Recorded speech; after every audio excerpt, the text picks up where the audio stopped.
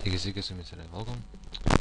Šiandien parodysiu, kaip įrašyti Fusion meniu, kurį galite parsisiųsti iš webshelp.eu.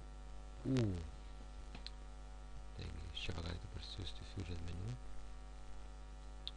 jį surašyti ir galite naudoti. Dabar parodysiu, kaip jis yra naudojamas. Taigi atsidarėme savo tinklapį, einame į administravimą, prisijungiam,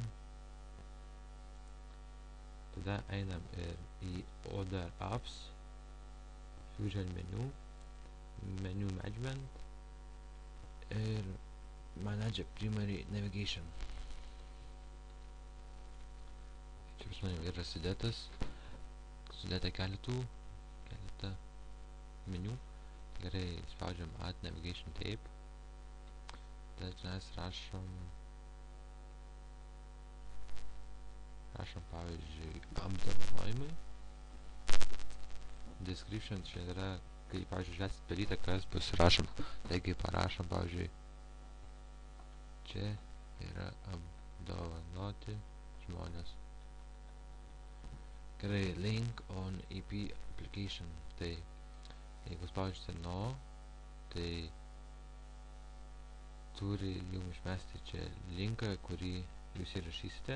Nuo pradžių aš paspaudžiu yes, tada man neišmeta, tai žodžiu, rašite linką, kur nori, kad permesti. Pavyzdžiui, www ar kur kažką nežinau. O jeigu spaudžiate yes, čia yra kur tinklapį, tai spaudžiam šitą yes ir pasirinkam awards. Gerai, čia, kad būtų naujam lange, spaudžiame no tuo tarpu. Šitą dar neįsiaiškinu, reikėtų nusiaiškinti ir spaudžiame save. Taigi, sinaujinam savo tinklapį. Ir štai yra apdovanojimas, spaudžiam apdovanojimu. Ir jis yra pasirinktas ir atsidaro jums apdovanojimų. Apdovanojimų dar nėra įdėta, tai kad ir jų nerodo. Gerai, tai tiek pamoka kurta specialiai webshelpui. Užeikite ten rasite daug žinių apie įvairius TVS nuo HTML iki APB. Na tai iki su jumis buvo Volkom.